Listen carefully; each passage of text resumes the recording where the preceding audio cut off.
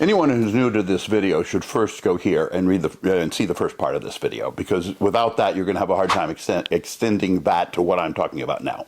So go here first. When you have done that, come back and start this video over again. So now the question is, why do you want to ask for money when you already have money? I will point out that the second company that entrepreneurs produce is often a failure. Why is it a failure? Because they don't listen to other people. They think that having been successful, they have some magic touch. They don't. They were lucky. If you don't realize that, then you'll try to do it on your own. And you will find that you're missing all the information, all the help that you got the first time around. So when you are going out to ask for money, it does not matter whether you already have enough money to pay for everything you're doing. You want the other people to come along, to be part of the team, to be part of the ride, to be encouraging you to be a success, to be pressuring you to be a success, and to giving you additional money than the money you don't have, that you may not have, or you may need, or they may be able to bring you something that you can't produce. It's not the money. We had investors that brought us DRAMs back when DRAMs were a premium, not because they had the money, they had invested in us, but because they were helping follow their investment and make it a success. That's why you want the largest number of people making you a success, because it's making them a success. So what's the difference between having good connections and having people who invested into you? They're of course related. But when you're first starting out, you don't have those connections. Oh, you may know, your Uncle Harry was successful at this, and he had some friends that have done that, and you pursue those. I'm not laughing at that. And there are also professionals like venture capitalists and other people that are really good places for an entrepreneur who's starting out to start out. I'm not denigrating that. With time, though, when you have built success, you will know, I need an accountant. I've had a good accountant. I've gone here. I need a tax person. I know how to get a good tax person. I need $150,000 for this particular project. I know who to ask to get that. Those are your connections. You build them up for the process of making a successful company. Yeah. And it sounds like you're trying to use people, that you're trying to do them. It's as far from that as you can possibly imagine, because they want to invest in you. The first time somebody told me that if you let me give you this to help you get started, the reward I want is the ability to put money into your company when you make the first round of financing. And I'm going, let me get this straight. You want to give me free office space and free stationery and free legal advice now, so that I will let you give me a lot more money later. And the answer is yes. Again, money is a much more common commodity than a good idea. So the key thing here is, if you have a good idea that people would want to invest into, you don't even have to ask them for money. No, I didn't ask for money the first time we got it. We just presented the idea and they threw money at us. That was the surprise. But you show a form of maturity when you know that you can ask for money.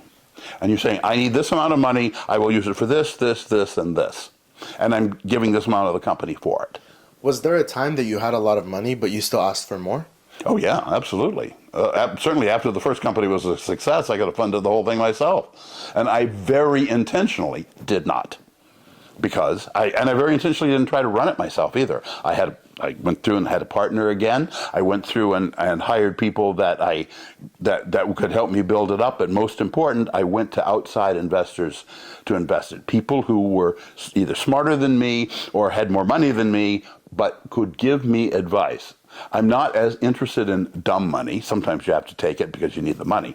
I'm not as interested in that as I am in people who have their own skill sets that are useful for my company. And if they put money in you, you've got their attention. One of the many reasons why you ask people for money is to get feedback on whether your idea is a good one or not. If you have a hard time raising money on an idea, it may well be that either you don't know how to present it or you don't actually have a good idea. That's not a bad thing. That's a good thing, because you'll stop wasting your time and go find another good idea or a better idea. That's the important thing of why you ask for money, because it's feedback. You may think it's the most brilliant idea you've ever heard of, and Second-time entrepreneurs are really bad about doing that.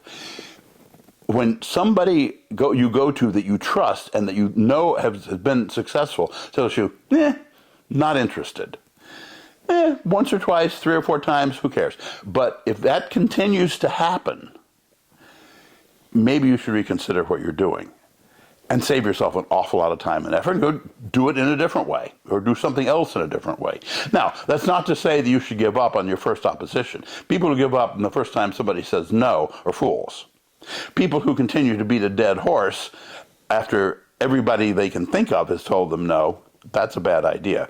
In the venture capital world, there's a concept called shopping a business plan. If you go to a lot of venture capitalists and you present the business plan, they all talk. And that's a really bad thing because you'll rapidly find out that people you haven't even talked to know you have not been successful in raising money. Don't do that. Take a few.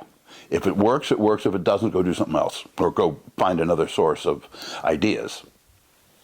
Do you think another part of it is it's good to ask for money even when you don't need it because you may need it later down the line? And no company has ever gone broke because they had too much money. We have taken money, not only asked for money, we have taken money as investment in a round of financing at a lower price than we knew we would get later because we wanted to be sure we got to have a later. In other words, that we survived, that we had enough money to survive. And sometimes that was the right thing. I've told the story before of the first company where we fired our first round of venture capitalists because they didn't want to give us enough money that we thought we needed to get to the next goal. And so we fired them. That's unheard of in Silicon Valley in those days. But we were successful in finding replacement ones, and instead of raising $900,000, we raised $4.5 million. That was important. is there a time where it's not good to ask for money? There are times where it is hard to ask for money, and a lot of failure will either discourage you or get your plan shopped, which is not a good idea. So the answer is yes, the market. There are markets that are good for investment and markets that are not good for investment. You want to see enough in advance to make your way through those bad periods so you don't have to ask for money. That's what we were doing when we raised the $4 million, because we could see that there was a slowdown in the economy coming. My goal in these discussions, these talks and so forth, is to infect you with the enthusiasm that I have for entrepreneurship, for business, and for personal success. It's not to make you greedy, it's not to make you selfish, it's not to make you arrogant, it's to make you successful and happy. Subscribe, and I will do my best to teach you how to do that.